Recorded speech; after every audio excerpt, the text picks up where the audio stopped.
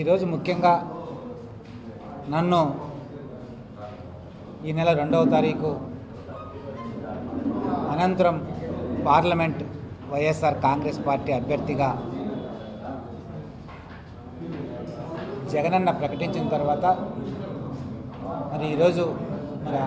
అనుకోకుండా ఇక్కడికి రావడం జరిగింది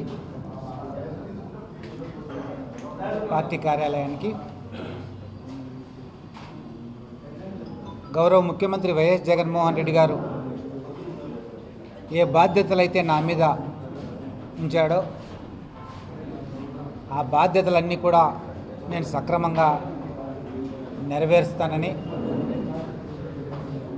అందరికీ అందుబాటులో ఉంటూ కార్యకర్తలకు, నాయకులకు, ప్రజలకు అందరికీ అందుబాటులో ఉంటూ జగనన్నకు వైఎస్ఆర్ కాంగ్రెస్ పార్టీకి మంచి పేరు తీసుకొస్తానని ఈ సందర్భంగా తెలియజేసుకుంటూ, మరి రాష్ట్రంలో ఉన్నటువంటి 175 అసెంబ్లీ నియోజకవర్గాలు అలాగే 25 పార్లమెంటు స్థానాలు గెలవాలనేది జగనన్న లక్ష్యం. ఆ లక్ష్యం దిశగా మేమందరం కూడా వైఎస్ఆర్ కాంగ్రెస్ పార్టీ శ్రేణులందరూ కూడా పనిచేస్తాం. తప్పుకోకుండా 175కు 175 స్థానాలు గెలుచుకునే విధంగా, 25 పార్లమెంటు స్థానాలు గెలుచుకునే విధంగా తీర్పు ఇవ్వడానికి ఈ రాష్ట్ర ప్రజానీకమందరూ కూడా సిద్ధంగా ఉన్నారనే విషయాన్ని కూడా ఈ సందర్భంగా గుర్తు చేస్తూ, మరి జగన్మోహన్ రెడ్డి గారు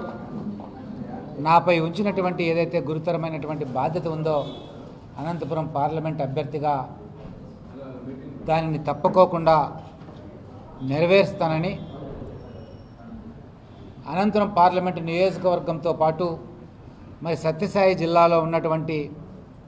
అన్ని నియోజకవర్గాల్లో కూడా వైఎస్ఆర్ కాంగ్రెస్ పార్టీ విజయానికి కృషి చేస్తానని, మరి వైఎస్ఆర్ కాంగ్రెస్ పార్టీ స్థాపించిన తర్వాత మరి 2019 వరకు కూడా ఉమ్మడి అనంతపురం జిల్లా అధ్యక్షుడిగా పనిచేయడం వల్ల, వైఎస్ఆర్ కాంగ్రెస్ పార్టీ అధ్యక్షుడిగా పనిచేయడం వల్ల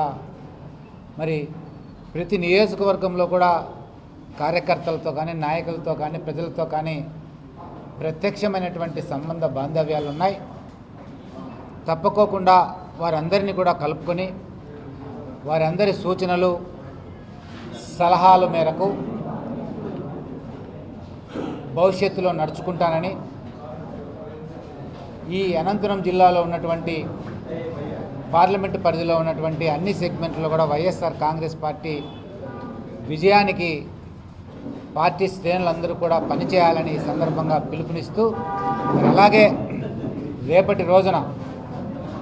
గురవకొండ నియోజకవర్గం కేంద్రంలో సామాజిక సాధికార బస్సు యాత్ర జరగబోతుంది. రేపు జరగబోయే సామాజిక సాధికార బస్సు యాత్రని విజయవంతం చేయాలని వైఎస్ఆర్ కాంగ్రెస్ పార్టీ నాయకులను, కార్యకర్తలకు ఈ సందర్భంగా విజ్ఞప్తి చేస్తూ, మరి మరొక్కసారి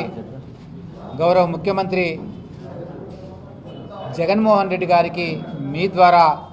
ప్రత్యేకమైనటువంటి ధన్యవాదాలు, కృతజ్ఞతలు తెలియజేసుకుంటూ, మరి జగన్మోహన్ రెడ్డి గారు నాకు ఏ బాధ్యత అప్పగించినా ఆ బాధ్యతను ఒక క్రమశిక్షణ కలిగినటువంటి కార్యకర్తగా నిర్వర్తించడానికి నేను సిద్ధంగా ఉన్నాను. మరి అలాగే వైఎస్ఆర్ కాంగ్రెస్ పార్టీ విజయానికి అందరూ కూడా కృషి చేయాలని, తోడ్పడాలని వైఎస్ఆర్ కాంగ్రెస్ పార్టీ నాయకులకు, కార్యకర్తలకు ప్రత్యేకంగా విజ్ఞప్తి చేస్తూ, మరి భవిష్యత్తులో 2024 మార్చి, ఏప్రిల్లో జరగబోయే ఎన్నికల్లో తప్పుకోకుండా వైఎస్ఆర్ కాంగ్రెస్ పార్టీ ప్రభుత్వం ఏర్పడుతుంది, జగనన్న ప్రభుత్వం ఏర్పడుతుంది. మరో 5 ఏళ్ల పాటు ఈ రాష్ట్రం సంక్షేమ రాష్ట్రంగా, ఈ రాష్ట్రం అన్ని రంగాలలో కూడా అభివృద్ధి చెందేదానికి